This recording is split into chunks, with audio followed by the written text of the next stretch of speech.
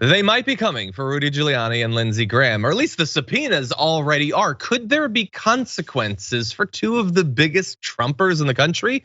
We'll have to find out. But a special grand jury investigating Donald Trump's efforts to overturn the 2020 election is now going to be talking to them.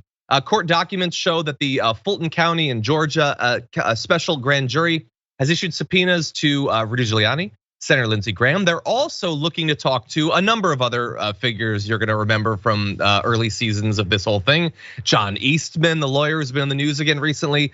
Cleta Mitchell, Kenneth Chesebro, Jenna Ellis as well. Mitchell participated in the phone call between Trump and Brad Raffensperger, which was raised again in the hearings within the last couple weeks. That sparked the grand jury investigation originally. Now, there's a lot of people that they're gonna be talking to, but obviously Rudy Giuliani and Lindsey Graham are two of the highest profile. What do they think about this? Well, they're not really saying. That doesn't mean they're not saying anything. I went to Giuliani's Twitter account to see if he was responding, and he's not saying anything, but he is retweeting tons of people who are defending him. And to give you an idea of how serious he is as an individual and the seriousness and intellectual rigor of those defending him, here are some of the things that he retweeted. Anyone with a brain knows the January 6th committee is a bunch of poop.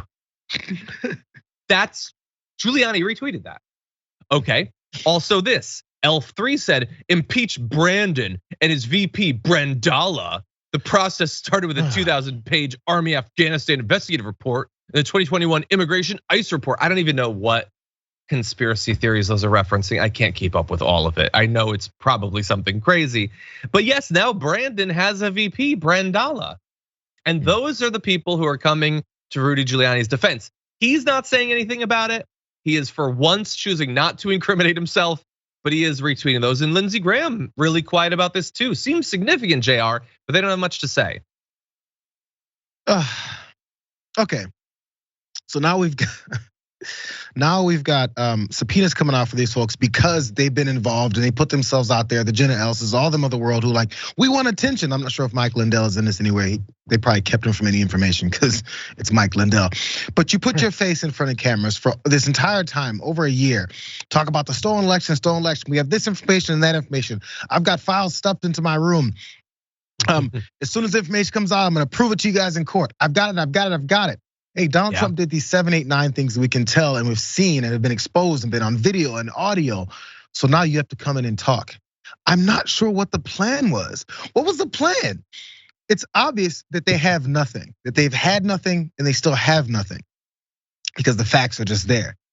What was the end plan here? They expected no one to ever pay attention. They expected no one to ever look into the reality versus what they're saying and then go, so what part did you have in this whole thing? If you know what was happening, as we've seen even from some of these folks that are testifying now on the January 6th committee who were part of it, who at least stood there while it happened and said, this is crazy. Even at that point, did you say, what is my out?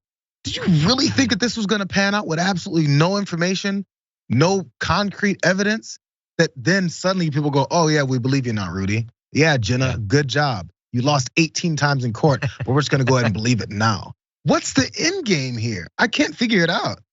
Yeah. Now you've been subpoenaed, so now you gotta tell your full story. I don't know. Yeah, exactly. You'd think they'd be so excited to finally present all the evidence that you alluded to there that they've been talking about for literally years. Probably not so much.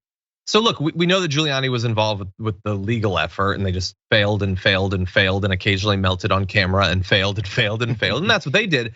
But let's bear in mind, Lindsey Graham is also involved in this. Now bear in mind, this was big news when it was first revealed, way back. I think this is even before January 6th. This has not been talked about much since, that he, separate from Trump, called Brad Raffensperger, the Secretary of State of Georgia at that point, called him twice in the weeks following the elections, quote, about re-examining certain absentee ballots cast in Georgia in order to, and I swear to God, this is what they said, explore the possibility of a more favorable outcome for former President Donald Trump.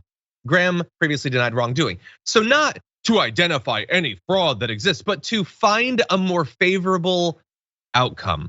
And again, putting pressure on a election official in the state of Georgia to get them to change the results of an election is not just frowned upon, Ross. It's illegal. You can't actually do that. Now he's a senator, so there's every reason to believe that he's gonna get away with it. but he did clearly and intentionally commit a crime in those calls with Brad Raffensperger. He's not alone in that, others did, including Trump. They all committed that crime as well as many others. But we're gonna see, maybe Georgia will end up doing what the DOJ, what Merrick Garland, and what seemingly every Democrat in DC won't do. Maybe they'll take the law seriously for once. Probably not. But again, Lindsey Graham is the guy who's already exhibited and illustrated on Fox News how much he's willing to grovel to Donald Trump and whatever his whims are. There was the golf game, remember that? Everyone knew that Donald Trump is no good at golf and he cheats. But as he had to make sure, no one was asked. No one asked the question, hey, is Donald Trump good at golf? He goes, I just want to make sure you guys know Donald Trump, he's the best. I mean, no one could beat him. I mean, we're really good, but he's the best. So if that's his approach, even for a golf game, I think it all matches up that he's willing to do anything he can for Trump, even when it comes to this call with Raffensperger, to find a more favorable outcome for Trump. They want people to believe that these multiple people within close connection to Donald Trump all had separate reasons for trying to challenge the election results, and not because they were following behind what Donald Trump told them to do, which we've also seen in video. He leans on people. It's a part of a pattern. He leaned on Raffensperger. And if all of them saying the same things, but they weren't coordinating and talking, this is a whole new level of just like ESP, and they can just get the same thought processes without even speaking to each other, or they're all a part of it. Yeah, 100%. I hope they take it seriously. There's so many of these crimes that were committed literally a couple of years ago at this point. We're just waiting for something to be done.